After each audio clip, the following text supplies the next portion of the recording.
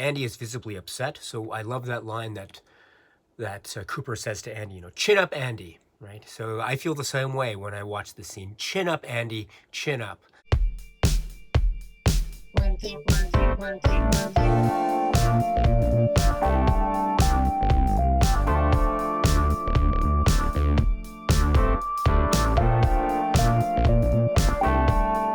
Greetings from Tokyo, my dear friends. This is Daisuke, and I very much hope that this video finds you well and in very good spirits wherever you are in the world.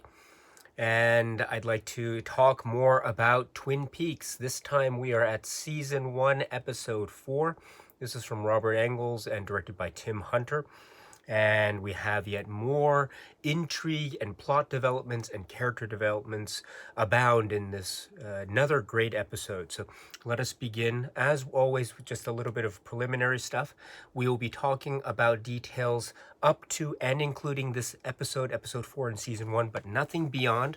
We might have a little hint or sense of something here and there, but nothing of any detail. I'd like to stick primarily to everything including and up to this episode 4. And also, I don't hold myself out to be any expert when it comes to Twin Peaks. I might get some details wrong, or I might not remember correctly. So of course, please feel free to correct me at any time in the comments. But without further ado, let's get into this episode 4. And we're already getting into more details about this mysterious figure who seems to be identified and called Bob. And Bob is, or something to do with his look and appearance, we get at the very outset. Sarah is describing the look to the law enforcement, and Sheriff Truman is there, and Andy is there. And we see also Andy is drawing, making the drawing. So Andy seems to be quite the artist as well, although Cooper, who wasn't there because, as he says later, he's a strong sender and he didn't want to improperly influence Sarah.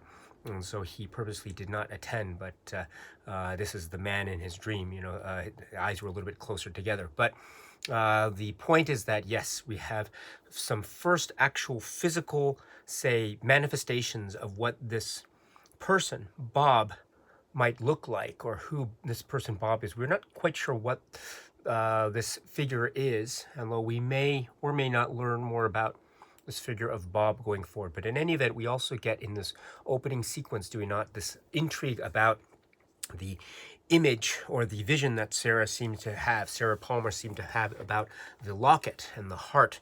And this brings Donna, who is there at the scene for some reason, I'm not sure, but she's there. And so she is made aware of the fact that there is something to do with the locket. And why does she become visibly concerned about this? Because we know that, according to her and her understanding, she and James have a number of secrets, one of which being the covering up of the half-heart locket that she understood that James had in his possession. And so they buried it. But since Sarah's mentioning this as one of her visions, as encouraged by Leland, who's also there, who emerges from the back of a screen in an interesting reveal, this causes a little bit of concern. So going forward from there, and then we have the further intrigue of the, let's just jump around here. So then we have, speaking of Donna, so Donna, while she's concerned about this, she brings this up later with James, and she then wants to work with James to try to find out who killed Laura Palmer. And in this conversation, which happens later in the episode, of course, there is the insinuation or the understanding or implication that if they do not figure out what happened to Laura Palmer, this will have potentially quite severe consequences to the relationship between James and Donna. In other words, because of the absence of Laura Palmer, they came together. But because of the absence of Laura Palmer, this might threaten to tear them apart. And I think Donna already gets a sense of this. And so she, as well as wanting to know what happened to her best friend, right, and this terrible thing that happened, so she is beginning to want to try to go on her own and try to investigate, maybe with the help of James. But also, there seems to be some kind of understanding along the similar lines that has been established also somewhat earlier in the episode between Donna and Audrey Horne. So Audrey Horne, they meet in the Twin Peaks school lavatory, the girls' restroom, and there they talk, and Audrey over a cigarette, and they talk about trying to figure out what happened. And this sets Audrey off, right? Because she understands that one of the places that she can go, or the place that she can begin, is this connection that seems to exist with regard to Laura and Ronette and Horne's department store, her father's department store, and the perfume counter. So what does this mean? This has been mentioned a number of times before, and if you recall, the perfume counter was also mentioned when Ben and Jerry were intending to, or just before they were going to visit One-Eyed Jack. So there might be some kind of connection there, but in any event, the perfume counter is mentioned. So this sets Audrey off on her own, say, individual investigation journey. And that later leads to a scene involving the exercise bike and Ben Horne, who's on the phone talking to some maybe other possible investors with regard to the real estate deal. And Jerry also is working hard at that, but then he is also exercising. So you can imagine he's probably working up a very robust and healthy exercise sweat, right? But then emerges Audrey, and here Audrey has what seems to be a type of heart-to-heart between daughter and father. She says, or she seems to say that she doesn't want to be a disappointment to her father anymore, and she wants to become more involved in the family business. She says she doesn't necessarily have to go to college, but she wants to learn more directly from her father. That's the implication. And so this is a kind of bookend to the scene in a previous episode about how after Audrey had mentioned that thing in the pilot about how Laura Palmer had died, and this is probably the reason, or one of the reasons, that scared away the group of Norwegians that were at the Great Northern that would have otherwise stayed on and probably signed all the necessary documents and contracts, etc. But it didn't happen. And so the scene in a later episode where the father, Ben, is expressing disappointment with Audrey.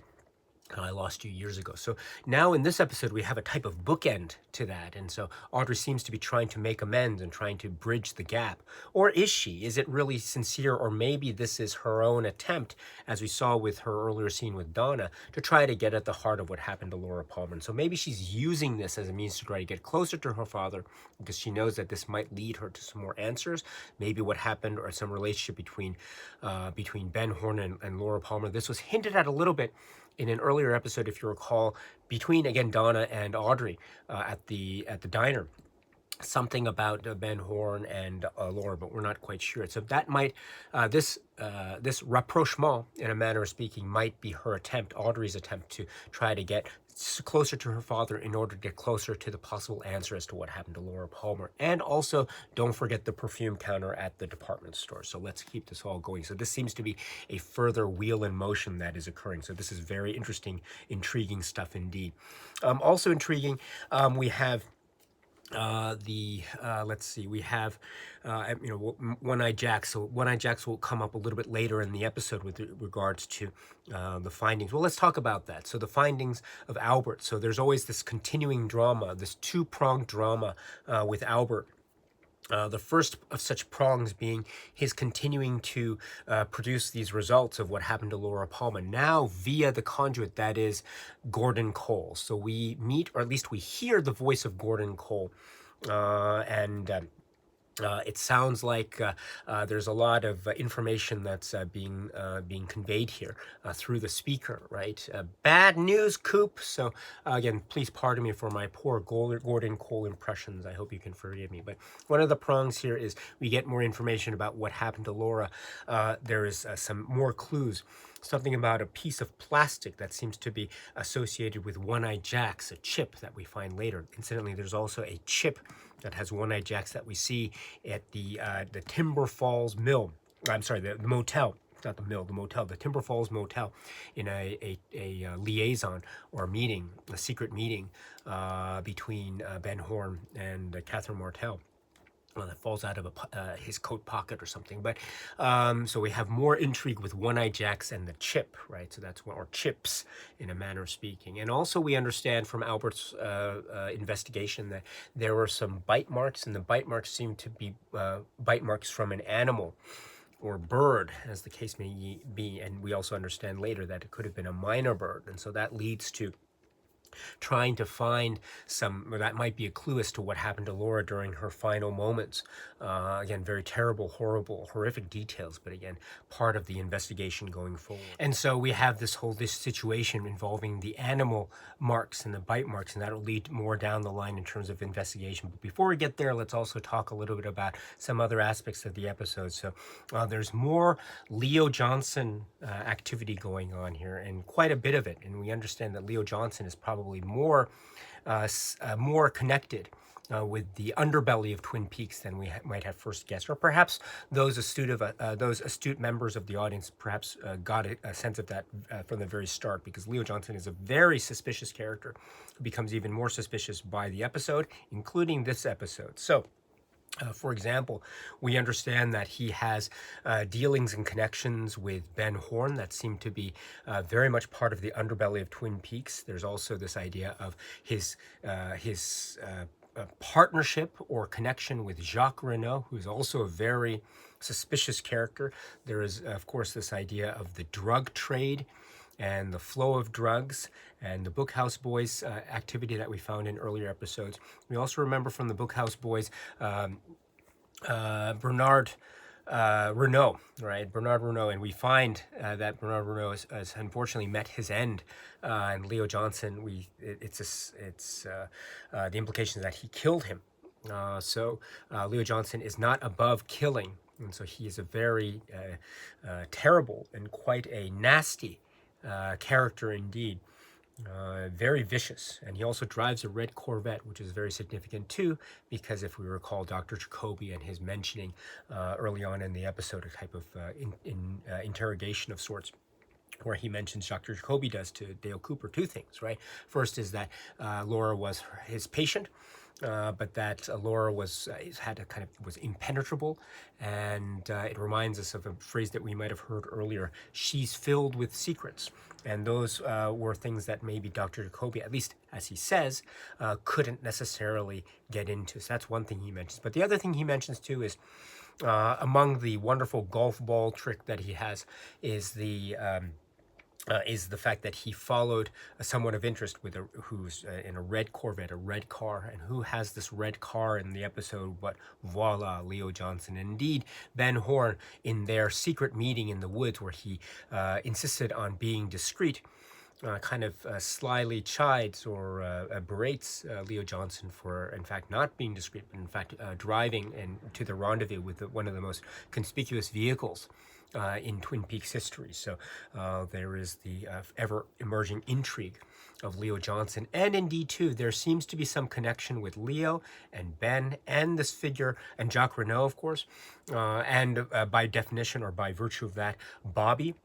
And then Bobby and Shelley, and then Shelley and Leo Johnson. So it's this kind of full circle, the donut circle, as it were, has become whole again.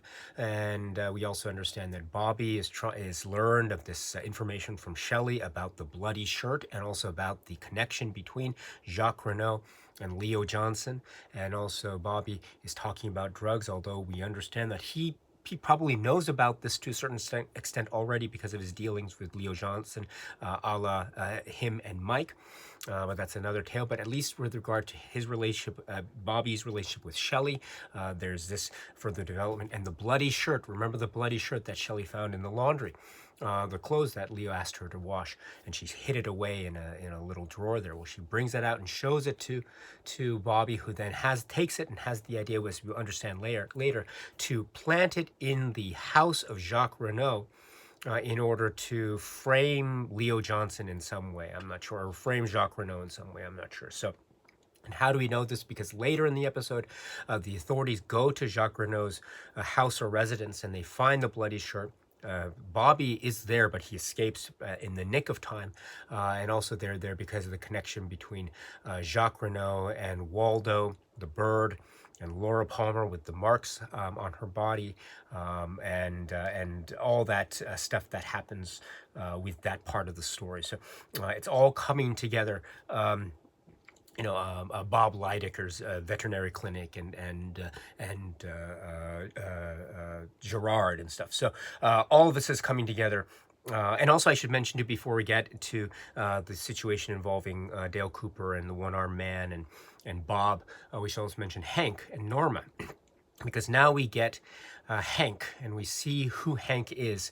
And Norma seems to be very conflicted. On the one hand, she seems to be operating under a sense of some kind of duty, or maybe a marital-based duty of some sort towards or devoted to Hank on the one hand, but at the same time, you can tell she's conflicted. She doesn't want Hank to be released on parole. But lo and behold, thanks perhaps in part to her assurances that she gives to the parole hearing board about her own financial stability and the diner in Twin Peaks, that maybe that had something to do with the parole board releasing or agreeing to release Hank. And so he is out and he is free, and together with his attempts at getting with Norma, as well as other people in Twin Peaks, and that domino piece, the 3 and 3.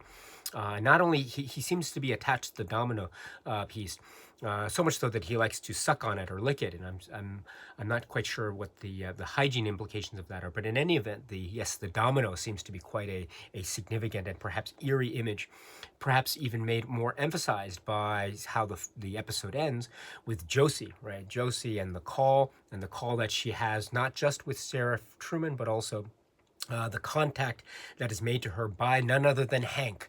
So Hank seems to have his fingers in many pies, not just the sort of the situation involving perhaps Packard, the Packard meal, who knows, Josie, but also Norma and that situation, and also the situation involving Ben Horn and Leo Johnson as well, because Ben Horn mentions Hank, and so Hank seems to be another character that may or may not be a significant part of what we call the so-called underbelly of Twin Peaks. But again, this shall remain to be seen as we go forward. And of course, that brings us to another aspect of the episode, which is the investigation aspect. And of course, Dale Cooper and Hawk and Sheriff Truman and Andy, as we mentioned, and Lucy, of course. There seems to be some friction between Lucy and Andy, or maybe Andy doesn't know why, but Lucy seems to be very upset with Andy for some reason. So this is part of the intrigue that is going on in Twin Peaks. What will happen between Lucy and Andy? Let's keep an eye out on that. This seems to be affecting Andy on a very personal level. There's the point when they go to the Timber Falls Motel, and they're about to break into the room where they think the one-armed man is, who later is identified as Gerard, whose middle name is Mike or Michael. And so they break in, but at the point that they do, or just before, right, what happens to Andy and his gun? He drops it and it goes off, and you have that wonderful spin by Dale Cooper, and just everyone's shocked. It's a little bit of a mishap on duty. What's so great about that scene? I mean, it's a terrible accident. Of course, it could have been very, very dangerous. But what's so great about that scene is a little bit later on. There's the payoff, which is Andy is very apologetic and he's very regretful about what happened. And so he acknowledges that it was a mistake. And I think Truman and indeed Cooper, they also say that it was a mistake, but it's not something that is completely irredeemable. And so they are still accepting of Andy as part of the group. And even much so that they go down to the shooting range. And so they all practice their shooting as well, just to make sure Andy gets more practice in. And so we get to see the great shooting skills of the members here. Hawk seems to be a great shot, as well as Sheriff Truman. One miss, 5 hits, three kills. That's according to Dale Cooper. And then Dale Cooper has 4 bullets in the eyes, and then 1 for each nostril. So that was very interesting. So in any event, the shooting skills, and also this reveals a little bit about Dale Cooper's background, because part of the conversation is about Andy and Lucy, what's happening between them. There seems to be a rift, and there are no secrets in Twin Peaks anymore. But one thing that does come up, albeit in a very hinted manner, is maybe something to do with Dale Cooper's past and maybe his love life. and about something about a broken heart or something. But who knows? It comes and goes very quickly. But Dale Cooper is turning out to be one heck of a fascinating character, is he not? So the investigation is going forward. Meanwhile, we have the tracking down of, as I say, the one-armed man who is identified as Gerard with a middle name Michael, which seems to match Mike as part of the dream that Cooper had at the end of episode 2 of season 1. And this gentleman, when they find him at the Timber Falls Motel, quite conveniently at the same time, right? At the same time that Ben and Catherine are there in a separate room, of course. And also, quite conveniently or not, just around the time or just prior to that, Josie was there parked, and we saw her, a clip of her staking out the place with her camera and stuff, which Hawk later recognized the tire track and stuff, and Josie Packard. So that is the link, and he tells Sheriff Truman, and Sheriff Truman calls Josie at the end of the episode, and Josie says, "I'll call you back later," or something like that. But so it's all coming full circle. But going back to the one-armed man, when they talk to him, he doesn't seem to recognize the line of questioning that Dale Cooper seems to be asking, in other words, about the dream. He seems to be on a total different plane of existence. He does know Bob, but the Bob is Bob Lydecker, who's the veterinarian. And also that he's in a coma in the hospital.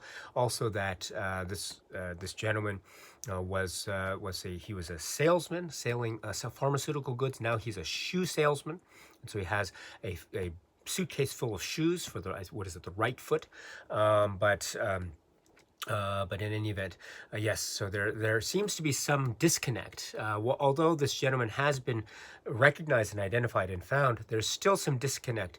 It doesn't quite necessarily sync up or gel with the stuff that we understand Cooper dreamed about in his dream in this particular gentleman. So again, this is something we'll see going forward. Will this develop or not? Who knows? But this also leads to, I should say too that before we move on, so the stuff between Andy and Lucy, this drama, which is very much maybe parallel or not to the soap opera Invitation to Love, and Chet and Emerald trying to get to seduce Chet and all this stuff. But yes, Lucy and Andy. Andy is visibly upset. So I love that line that Cooper says to Andy, chin up, Andy, right? So I feel the same way when I watch the scene. Chin up, Andy, chin up. But now going forward with the investigation, right? Now this connection with Gerard and Bob, this time the veterinarian Bob, that leads to the files, and maybe that the bird, the perpetrator that inflicted those wounds on Laura's person, could be one of the patients of Bob. And so they investigate all the files from the veterinary clinic, but it's all, according to Lucy, it's alphabetized by pet name.